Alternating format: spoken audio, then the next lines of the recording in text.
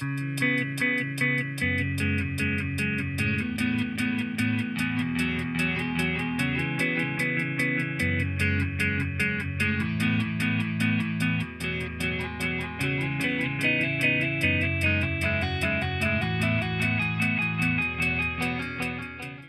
to Real Talk, a podcast where we strive to have honest conversations about the difficulties and realities of faith today. I'm your host, Thea, and today I'm joined by Reverend Reggie Clemons and Bishop Harvey. And Reggie, I want to invite you to introduce yourself first, kind of your role, and then we'll have Bishop introduce herself and tell us what a bishop is. Sure, Thea. Thank you. And Bishop, welcome. So glad that you're here. I'm Reggie Clemons, the senior pastor at First United Methodist Church, Pearland, and just excited to be in your presence today. Oh, aren't you kind? I'm Bishop Cynthia Fierro Harvey. I am the resident bishop here in the Texas Annual Conference, and I'm privileged and honored to be here with you and to be your guest today. What does a bishop do? Oh, my goodness. What does a bishop not do is probably would be an easier answer. The bishop is responsible for the temporal and the faith of the annual conference and the vision of the annual conference, the administration of the annual conference, sort of to order. If we go to what I'm an elder, just like the rest of you, but I am an elder in the United Methodist Church, and I am called to order the life of the church, and I am called as a bishop, consecrated as a bishop, to order the life of the church. A lot of what we do feels a little like human resources, right? Is to put the right pastors in the right places, and to make sure that, in fact, we are making what we would call a mission field appointment. That is one of the authority that the bishop has, is to appoint. And so placing the right people in the right places in the right mission field is pretty critical, especially today, more so than ever before. So we do a lot of things. Sometimes there are things that no one ever told us that we would do, but I think that's kind of the world we live in today for all pastors. We're doing some things that we never thought were anywhere in our wheelhouse, if you will. So, yeah. Well, thank you again for taking the time to be here today. We really are both super appreciative, and I'm sure our listeners will be as well, to dive into a conversation about division that we do experience, not only in our world today, but in the church. But I want to start and for you to just share a little bit more about how faith was introduced into your life. Oh, my goodness. I don't know that I've ever had a life without faith. I grew up in a family that, I grew up very Roman Catholic. I say very, that's a very important question. I always say I was a great Catholic, therefore I'm a great United Methodist. I grew up in a community in El Barrio surrounded by my family. Never remember a babysitter. And so church and faith and family were really wrapped into everything that we did. I remember as a child, we lived in the parish just a few blocks from the church. My family didn't own a car, and we would walk to church, and at one point my grandmother lost her sight. One of my roles as a member of the family as a child was to walk my grandmother to church. So I never remember a time where faith wasn't a part of everything that we did. Now, growing in faith, because I don't believe that God calls us once and for all, but God calls us time and again.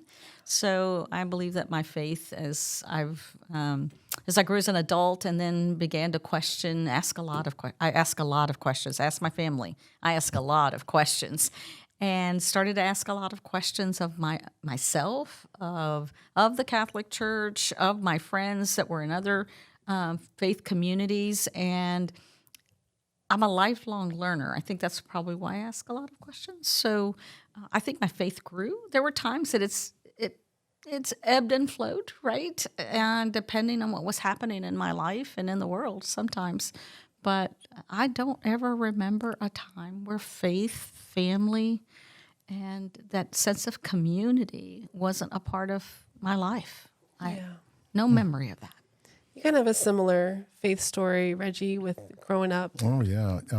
You actually were taking me back to my grandmother in Longview, Texas, and going to Pleasant Green Missionary Baptist Church and walking to church. which wasn't in the same neighborhood, but we walked anyway because she didn't have a car. So, Right.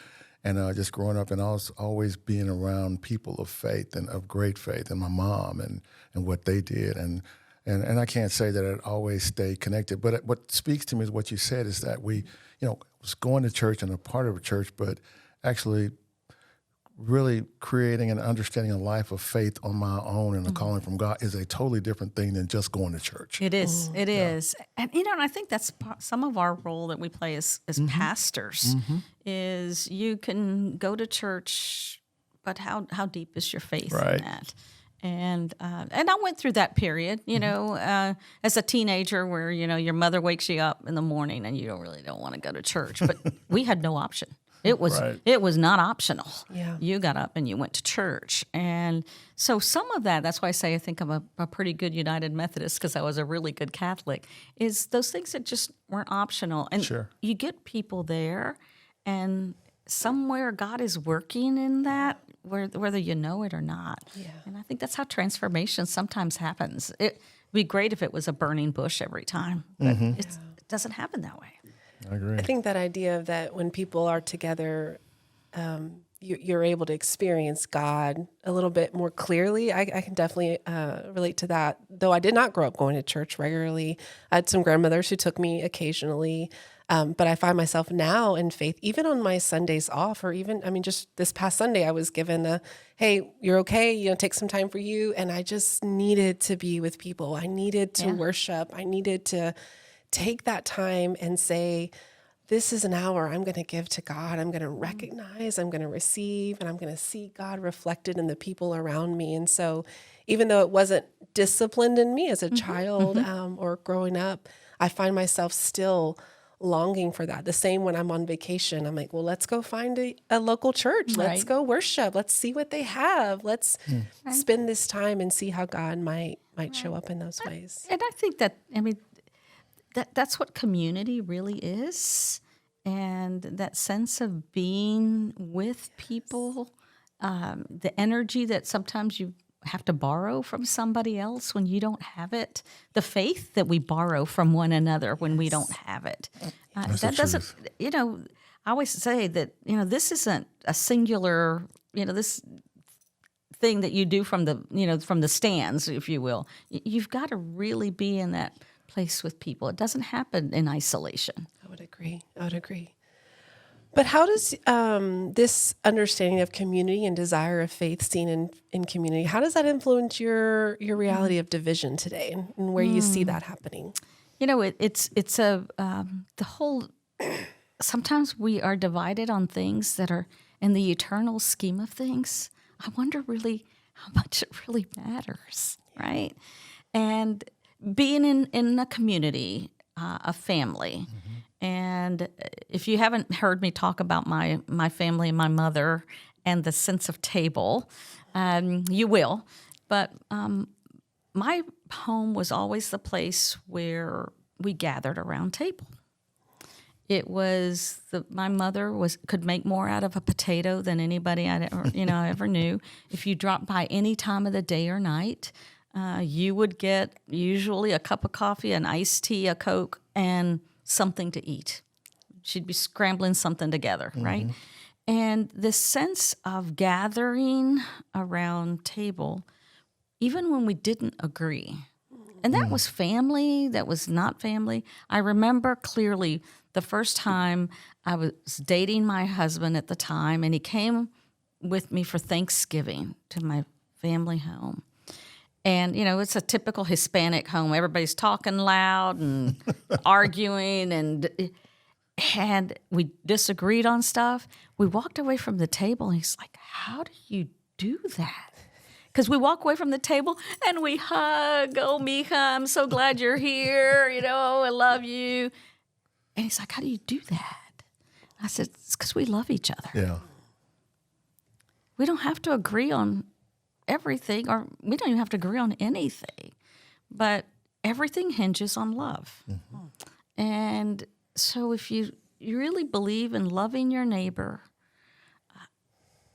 and loving like Jesus loves, then I'm not sure I'm not sure where division even fits in that. Now, we could read scripture and read over and over about divisions, right? But always, Jesus talks about the greatest of these is love in every place. Paul talked about that. Jesus spoke about it. So I really believe that if we truly love one another, some days I don't have to like you so much. But I don't have an option to love you. And so I think that's why I struggle with division. I struggle with not really wanting to even understand where a person comes from. And sometimes you don't know that until you actually have a conversation where somebody will say, I just don't really like that Reggie Clemons. Do you know him? No, I've never talked to him. Well, how do you know you don't like him? So it really is about sitting down and getting to know and listen to one another's story. Yeah. I would agree. It's this willingness to see a whole person and not an issue. And I think you're right that Jesus he sees the people. He doesn't see an illness. He doesn't see a class. He doesn't see even the betrayal or the hatred that's thrown at him. He sees a person, right? And I think I can totally agree that's if we could try a little harder to love like that and be willing to lean in, then those things that we think we need to be divided upon maybe won't be so important. Right. Feel so big. They're not deal breakers. Right. Yeah. Yeah. What are some issues you've seen the church divide on, whether shallow or deep, and what would you name as the reasons? Why do you think we divide over those issues? We go all the way back to Jews and Gentiles, men and women, slave or free. Right. I mean, we've divided over all of those issues. And one thing that's, we think right now that we've divided over LGBTQ matters. But this really is important in this time in this time in our history. But if we go back to slavery, we go back to women, we go back, we don't even have to go that far. We don't even have to go that far. And so, I celebrate every year Loving Day. The day the Lovings actually were able to get married, an racial marriage, because I wouldn't have been able to marry. And we've been married over 40 years. And so it's like, how is it that it wasn't that long ago that you couldn't do that? Interracial marriage was, illegal. Or, we have divided over things over time that are painful. And I want to apologize sometimes for our past, especially as Methodists, as United Methodists, of some of the things that we have divided on. And racism is just rampant in our world, anti-Semitism, all of those things. And it's so painful for me to even watch. And at the same time, I realize in some of those things the church has participated in. Yeah. The church has participated in. Yeah. Particularly when it comes to those things like race or class or just, even like you said, loving interracially. What do you think the reason is? Why do you think we make those decisions? I don't know. If I knew that, I'd solve all these problems. I can guarantee you that. Yeah, obviously, as we talked about this before, fear is a great driver of a lot of things. We've developed certain cultures, certain expectations of people, the fear of the unknown about people. I agree with you, what you were saying earlier, that, in terms of, or maybe you said this, Bishop, I don't know. How do you know you don't like someone if you've never talked to them, if you've never even had any experience with them whatsoever? How can you even make that determination? I like to say this thing that I truly try to live my life, God loves you, so I don't have a choice. Yeah. And that's kind of the way I really feel about it, if that's really who we are to be. But we all know that there are factions that actually like to use this to get their own means, come to things that they want done, so they can use these things to drive wedges between people because it accomplishes their goals. And I think that what we have to do is really step back and look at some things. There is much more, I believe, that connects us all than divides any of us. So if we can just get to the point where we realize that and not allow these factors that want to divide us to actually have any headway, then I think we'll be on the path to doing things in a better way. Right. And I've asked people that, like, what are you afraid of? Yeah. What, and most of the time people can't answer the question. Right. And so I find it, truly fascinating that we make some assumptions about people and situations or whatever, and without really fully understanding or knowing. And it doesn't make me love you any less, but until we can really have a conversation of the things that matter. Yeah. And I think I think that the thing that maybe bothers me most is that some of those divisions make us feel like we don't matter, like we're not seen, we're not heard. Yeah. And so, if today's in our day right now, if LGBTQ issues are what's facing us, people need to know that they matter. Yeah. That they matter, that they're important, that God loves you. God doesn't have this hierarchy of, I'm going to love this person and not that person. Right.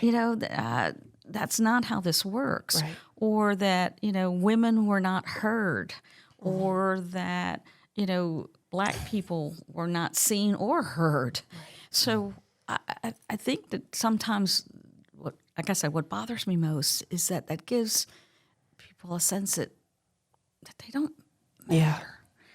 And I think that's probably the most, egregious part of this, right, is that everybody matters. Yeah. Everybody deserves to be heard, to be loved.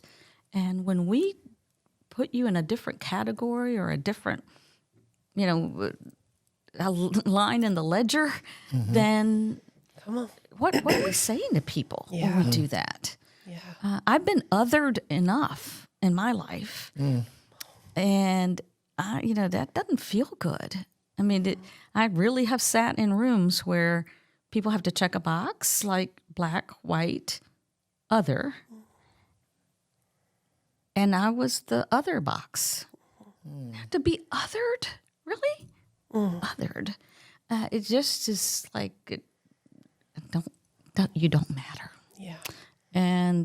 And sometimes it's just ignorance. Sometimes people just, the context where they grew up doesn't allow them to know. It's like to know better, right? And maybe that's our role, is to help people understand and know better about what we're being called to be, not just in the church, but I think in the world and the communities that we serve. If we're going to truly transform the world, maybe our call is to make sure people know that God loves them and they matter. Yeah. Yeah. As you talk about that, you matter no matter our differences. I'm just drawn back to that dining room family table where my family was the same, loud, over talking, all of those kinds of things. And yet we would, no matter who showed up, it could be an ex-boyfriend nobody liked, he was welcome. It could be someone who spent time in jail recently. They're welcome. It could be someone who's so annoying with their opinions and views and personality, but they're welcome, and that there was always more and more room.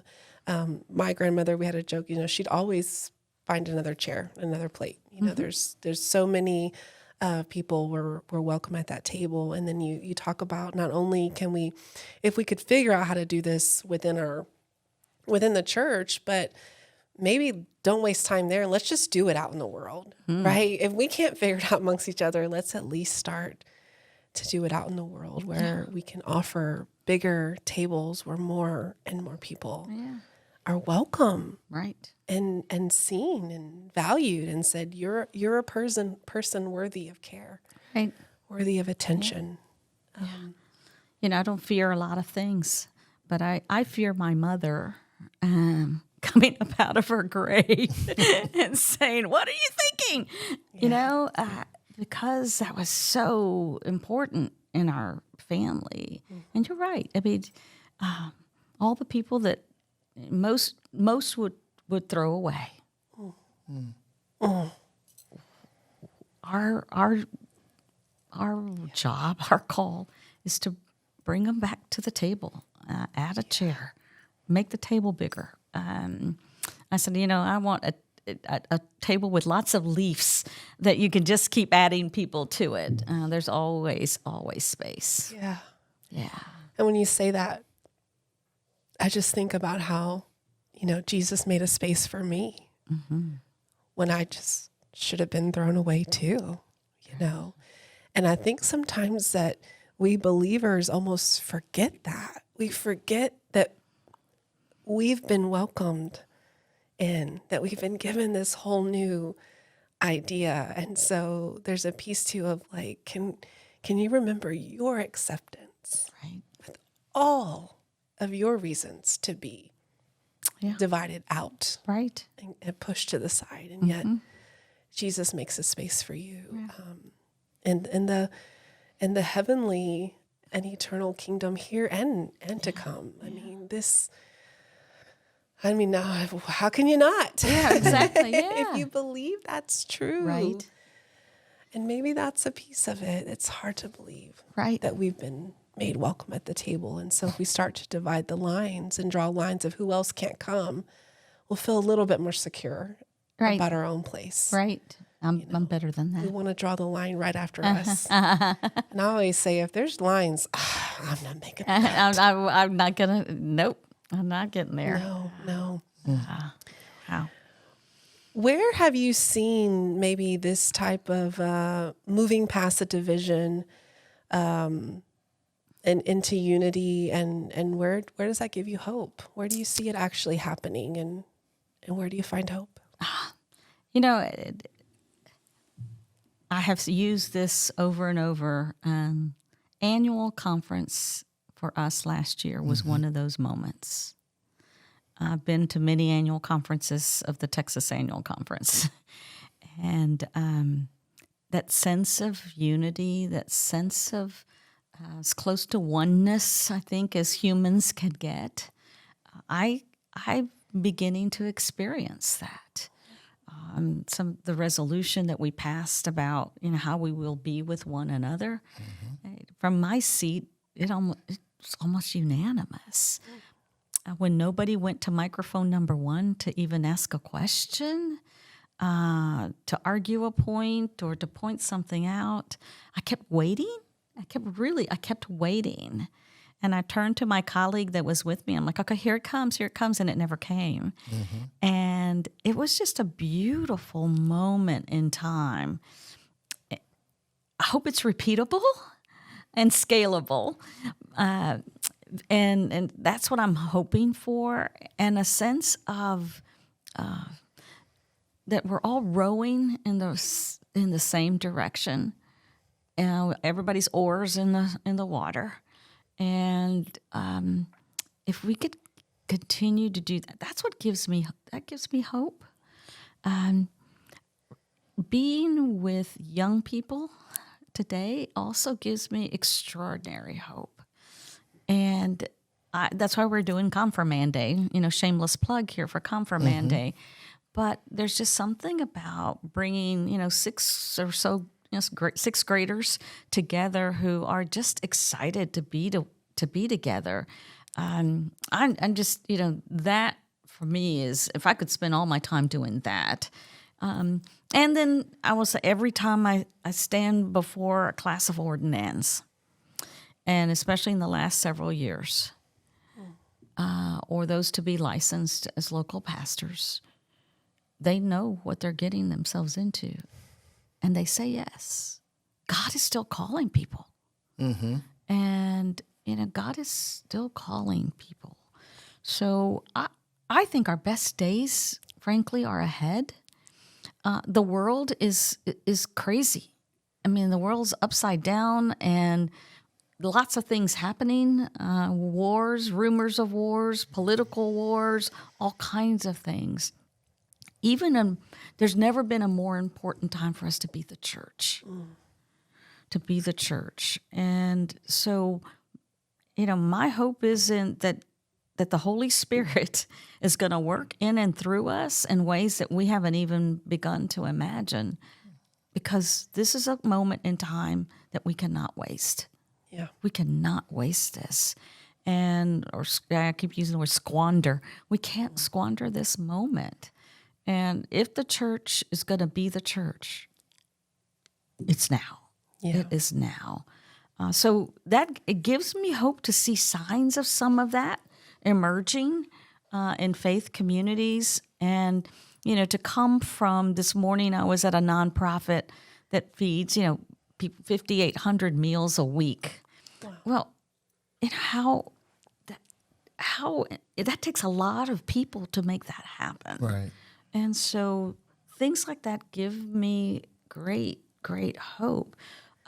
Churches who are actively working in their communities, who are leaving their pews to make sure that the community is served, that gives me great hope. So I think we're starting to see that I hope and pray that we're starting to see that the role of the church is, in this context, in this time, in this day and age, has to be different. Jesus said, go out into all the world, not go into the church. And so let's just keep going out into the world. Yeah. What about you, Reggie, especially like at the local church level? Where are you seeing hope toward unity, or what you'd like to see? Well, I'm very hopeful because of some things I've seen just with where the church and people in the church are realizing that it is time to stand up and be the church, that there is not as much of a country club atmosphere, or we're in it for us, or this is our stuff and you're welcome to it, but you need to use it the way we use it, and you need to do what we do. Right. I'm not seeing that as much, at least in our church. And to some extent, it's not as allowed as much in our church. But I think that there is a desire. And Bishop, you and I have talked about this. It's like we've been through some stuff. We've dealt with things, and we've all gone through this stuff. And it's so like, what's next? What's next for our faith in terms of what we do and how we do it? We're embarking on some energy and effort to create some just getting outside and doing things outside. That's not the typical stuff that we've done for over 100 years. We're real excited about that. But where I am hopeful in this moment is that there are people that are willing to hear. They are willing to have conversations with one another with integrity. There's a feeling amongst people that we can have those kind of conversations like you talked about, where we may not always agree, but yet we can still love. They're willing to do this, and people are maybe getting over the understanding of how church has been to how church can be. We're in this sermon series, and it'll be dated by the time we actually air this, but we began this year with a series, What We Believe, to try to talk about these are some things we believe, despite what people may say you believe. And then I remember saying in the first sermon, saying that one of the things that I know is that nobody can tell you what you believe. You know what you believe. So let's talk about that. So I think as I'm kind of at this point, people are willing to really talk, and we've had this experience personally, Thea and I, throughout last year, where there was just such a willingness to just be led and just take us where we need to go. Right.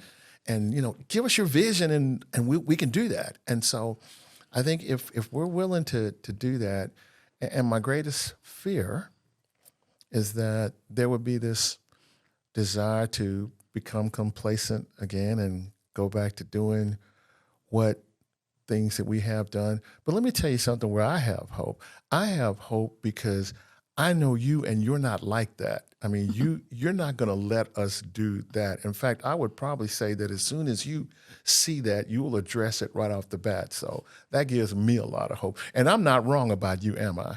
Well, I don't know, but I hope you'll hold me accountable to that. Okay. That when we see signs of complacency, we're going back to comfort. Because I think that's the other thing. We kind of like to be comfortable. Nobody likes to be uncomfortable. So we have very short memories about this. I call it theological amnesia, but where we actually forget where we came from. We forget what we're called to do sometimes because the world's just pressing in upon us. Right. And so I'm hoping that I can see it. I asked a friend one time, I said, could you just help me see what's coming? And my friend said, that would be a prophet. I said, okay, well, teach me how to be a prophet. Well, you are. That is one of your roles, is to see these things. Because if we could see it coming, could we circumvent it? But I hope that we can also be respectful. Sure. I think that level of respect for humans is just, that goes a long. I would say respect and humility go a long way. And if we can live out our lives that way, I think the shift will happen. Because changing a culture is a lot harder than changing, how many people come to worship in our world, right? So shifting a culture is a whole nother ball game, and I think that's the hard work that's ahead for us. Amen. Is shifting a culture, and not just the church culture. Not just the church culture, because I believe that if we start in the church, so we change the person that goes out into the world, goes to work on Monday downtown or something, and that's how change will happen. So we have to, one person at a time. One person at a time. I agree. Well, is division and differences okay? Are they normal? And when we encounter them, what should we do to deal with them? I think they're normal. I mean, we're human beings. I would call that normal. Are they okay? I don't know. I don't know. Sometimes they make us better. I thought I would never say this out loud, and I'm kind of afraid to. I don't like what the last few years have been like for us, but I think we're better. I think we've currently learning, a lot about ourselves, about what's important, about what matters, about what doesn't matter in the eternal scheme of things. So while I never would want to relive the last several years, and we're not finished, right? And it's like we're not yet quite ready to stand around a circle and sing Kumbaya, I don't think. But I think we've been put through the fire, and we're emerging more resilient, more confident about who we are. So in that way, God doesn't waste anything. God never wastes anything. So this idea that, oh my gosh, we've just, wasted all these years. I wish we hadn't been in it. But I believe God's going to use even that and use us in ways. So is division good? I don't know. But I do think that if it helps me better articulate who I am, why I am, whose I am, out of that, then I think we might be better. Because when somebody challenges you and you're standing on your own 2 feet, what are you going to say? Yeah. And I think I've had to really think about that. And there are times I've said some really awful things. Father, forgive me, for I have sinned, because I've said some really bad stuff at times because I just get so doggone angry and frustrated. Sure. But it makes me really think about things very differently, and doing no harm to people. I mean, I just don't ever want to set out every morning to do harm. Who does? Yeah. All right? Yeah. That makes sense.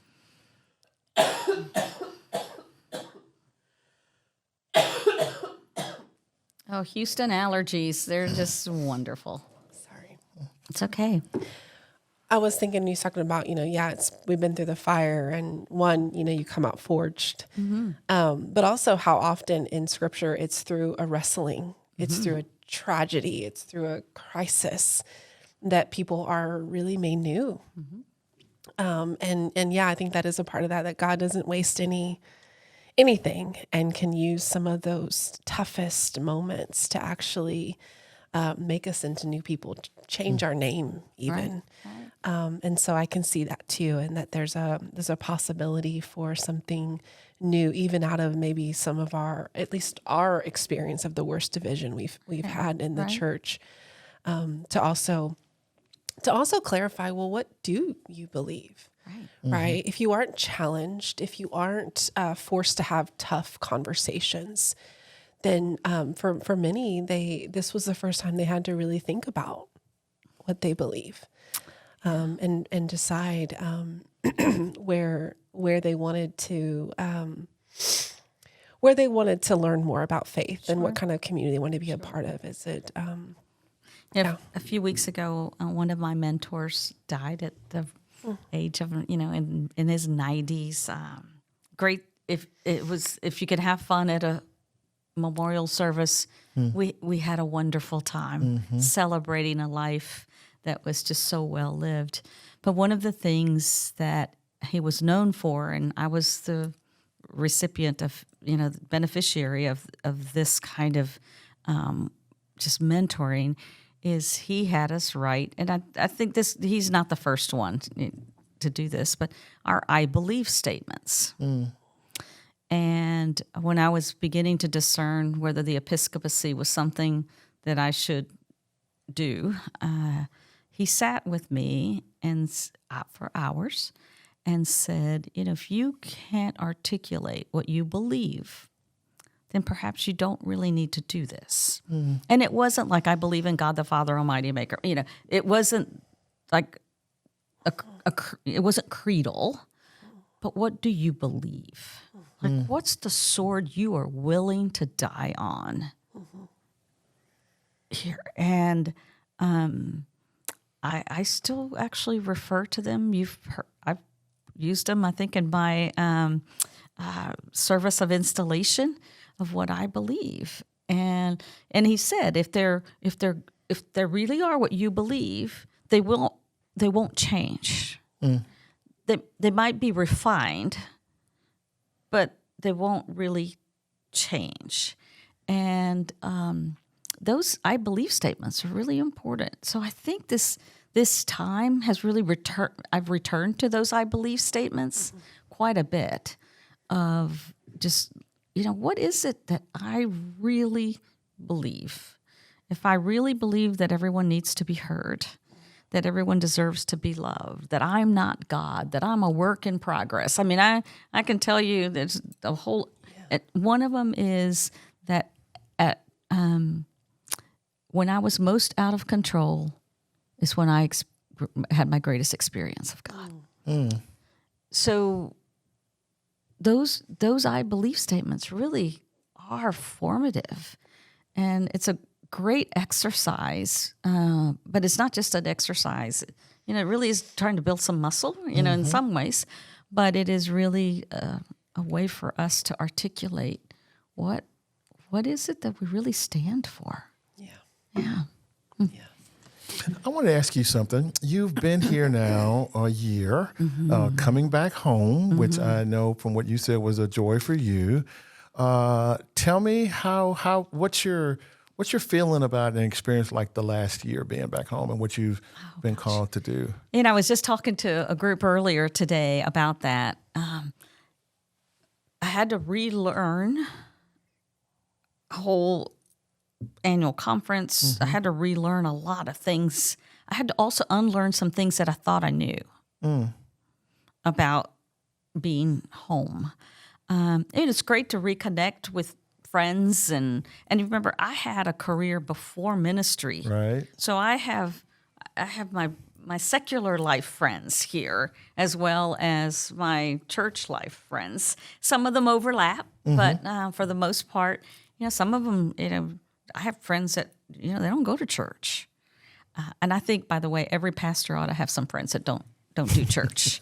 They really hold you accountable. Okay. They really hold you accountable. They hold your feet to the fire, and they just love you because you're you. Right. They don't really care that you've got an MDiv or that you've got a license or a certificate on the wall. They don't care. They just love you for being you. So returning to the Texas conference, this is a very different conference. I mean, in many ways, it was painful because I felt like half my family was gone. People that I was, I've traveled this journey with, ordained with, and went to seminary with, and all of those things. They're still here, but they're not a part of my everyday life, and that was painful. Certainly living in Houston again it's different. 12 years is a long time to be gone. And it's not the city I left, and it's more diverse than it even was then, and I thought it was pretty diverse then. So returning home, they say this isn't ever a good idea. That going home, you're a stranger in your own hometown, and sometimes I am. I am the stranger, and sometimes it's awkward to be in some places because I am the stranger in my own hometown. But every day, Reggie, I am more and more convinced this is exactly where I need to be right now. I've never worked this hard in my entire whole life. I don't know that I've ever been invested in something like this in my entire whole life. And maybe it's because I'm, a few years from my retirement. So it's, this is my last lap, if you will. But there is just a sense, and I said this in a lot of places when I was doing my little, listening sessions, that they could have sent any bishop here, could have done a better job than I could do, but nobody would love this conference more than me.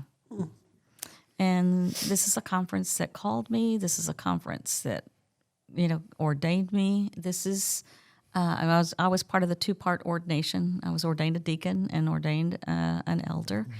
And this is my home. It's my spiritual home, not just my physical home. I've never lived urban, so that's been kind of different, living in the city versus suburban. But this is truly heart home. This is heart home, and just returning to that, and some of the people that shaped and formed me that are still a part of my life. It's a pretty sweet gig to be back, and sometimes, especially given what this conference has been through, people look at me almost like pity. And I want to say, oh, no. This is like the best time in the world to be the bishop in the Texas conference. Amen. I believe that.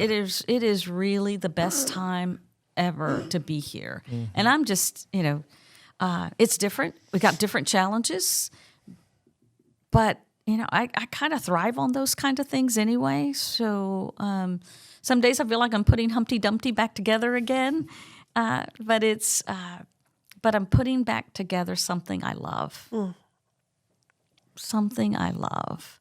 Yeah. And people I love. Yeah. And so if I can resettle an anxious system in this time, that's my prayer every day. Can I resettle an anxious system? Not to return it to what it was. Because I'm not even sure, even in its heyday, we ought to go back there. Right. That sometimes going back to what we thought was really great wasn't that great, right? So I don't know that we want to go back to something, but I think we can. God does make us new. Yeah. But sometimes we have to go through the fire, through the anvil, through the, think of all the beautiful things that come out of fire. Right.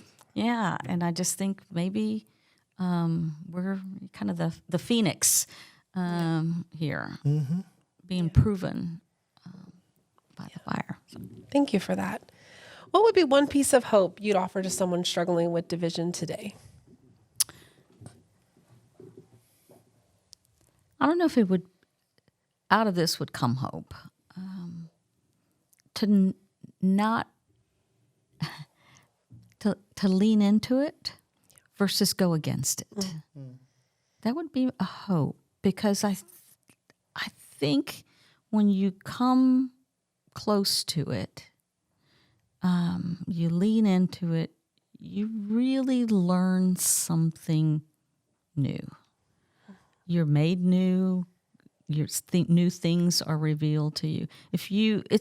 Sometimes it's more painful to avoid it. Now, I'm not a conflict avoidant person, so that's easy for me to say. Yeah, just jump right in, because I don't avoid conflict. But sometimes it's more painful to walk away from it than to lean into it. At least listen in. If you can't lean in, at least listen in. Yeah. For what's, what am I learning? What am I supposed to be learning here? Because if it's that, fleeing thing that sometimes isn't so good for us. Yeah. But I also realize that that's not the way everybody deals with it. And maybe that's the other thing. It's kind of like grief. It is grief. Is everybody has a different way of grieving. Mm-hmm. There's no wrong way. There's no right way. There's only your way. Yeah. And and how many times have we said that to grieving families or something like that? So I just wonder if out of this, the hope is that we will be better people in the long run. I don't, it's hard to talk about what might be hopeful out of division other than being made new again. To me would be pretty awesome. Yeah. Yeah. What do you think? I don't know. And now I'm taking over. I don't want to take over your podcast here. You're the moderator now. I think sometimes division, and I certainly think it's done so in this season, it can offer an opportunity to find clarity. That's very good. It can truly make you say, well, okay, if this was really the problem, then exactly where am I? And exactly what do I hold to be true? And exactly what do I believe? So it can offer that clarity to say, yeah, I can stand on this because I'm okay with this and I can move forward. So to me, it may enable you to get rid of some of the cloudiness of existence you were in and didn't even know you were in. I can truly tell you that's what it's done for me. I was able to say, as we went through everything we did, I said, church, you've got to make a decision about what you need to do. And whatever you need to decide does not need to be determined based upon where I am. But I know where I am, and this has actually helped me even understand that. So I do think that that's one of the things. If I can say that there was anything that truly was beneficial for having to deal with this, it would truly be that clarity of vision for me. Yeah. I agree. I've seen that. Yeah. Yeah. I would also agree with the leaning in. I think when we're, again, able to see a whole person instead of an issue, we really have the opportunity for a new relationship. I've seen that happen in me. Odds are, if I have a coworker who I'm kind of bumping heads with a lot, I think, okay, you know what? I actually don't know this person very well.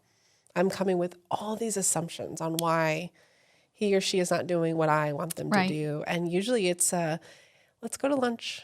Let's get to know you as a real person. Let me get some meat on this so that I'm not just seeing the problem in front of me or this place where we're different. And even again, back to last year and the community I was a part of that did decide to leave, I had to hold some space of who they are and what they were trying to hold on to and what they were scared to lose as the world was changing faster than they could imagine, and that they still just wanted a little piece that was just like it had always been.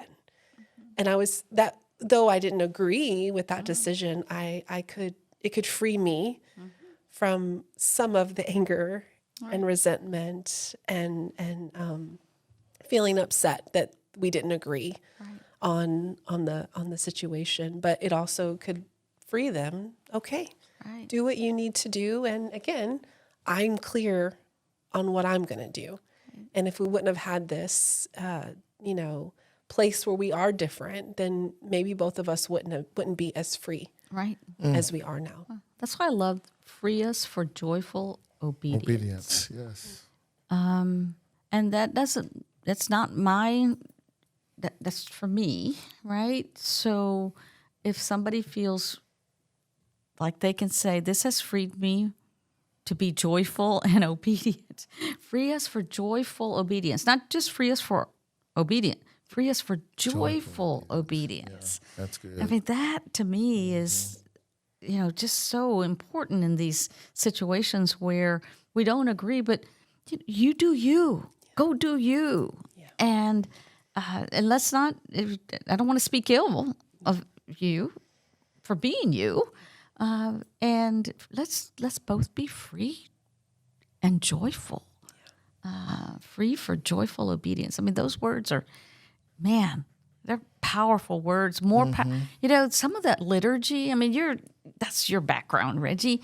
I mean, I read this, and it's like I've said this 2 million times, and now I say, free us for joyful obedience, or the liturgy. That's the work of the people, right? That's what liturgy and litany and all of that is supposed to be about. But I read some of that now, and it means the words are so much more powerful today. There were stuff that I have actually been reading for years that started jumping off the page. Mm-hmm. I get that. I truly see them all say, oh, it's not like you didn't understand it. It's just took on it took an enhanced meaning. Right. Not a different meaning, just an enhanced meaning. Like joyful obedience is what it is. But when you are actually living in an era of joyful obedience, it takes on a whole new meaning. Yeah. So I totally get that. I believe in God the Father. The affirmation of faith. I mean, I stand there and it's like, I cry every time. She does. She cries every time she reads it. Yeah. I mean, it's like, it's amazing. Yeah. I was in a church recently where the confirmands wrote their own affirmation of faith. And I was like, oh my gosh, I was sobbing because it was so beautiful, contextual. But, I just think some of these words jump off the page today that I just sort of, just read them. Yeah. And now I actually take them to heart. Mm-hmm. Yeah. Thank you so much for this conversation. Oh, no, it has been truly refreshing and rewarding. Thank you as well, Reggie. If people wanted to connect with you, learn more, where can they find you? Oh, gosh. In my car, mostly. I can be one of those, find friends, and they're all over the place. But, certainly... And I am an accessible person. It may not be today when you email me or text me or whatever, but if somebody emails me, they're going to get an email back. Somebody writes me a letter, they're going to get a letter back. They call me, they're going to get a phone call back. I don't respond to Facebook Messenger, that part of the social media platform, and you can find me other ways. But they can just email, bishoptx@txcumc.org, and you'll find me there. And I'm connected all of the time. So if I'm somewhere between here and Texarkana or Tyler or College Station or wherever, Or anywhere or across the United States. Come on, let's be real. Yeah, I Because you're know. doing more than just Texas Annual Conference. I am. I'm about to maybe get freed of some of that work. But that's been just a privilege. Yes, it has. Serving in the larger context of the Council of Bishops and the United Methodist Church. It's been a gift to me. I hope I've been a little bit of a gift to the church. I was the virtual. think you have. I was the virtual president of the Council of Bishops for 2 years on Zoom, but. I try to be as accessible as I can to people, and it's just it's a great time to be here. So thank you for the invitation. Of course. Thank you. Thank you for being accessible to come and be a part of Absolutely. this. So, Thank you. And thank you for tuning in. We'll see you next time on Real Talk. Real Talk Podcast is produced by First United Methodist Church Pearland in collaboration with Pearland Podcast Studios, recorded here in Pearland, Texas. We invite you to check out our website at fumcpearland.org to check out additional events and opportunities for you to engage in real talk about faith and relationships.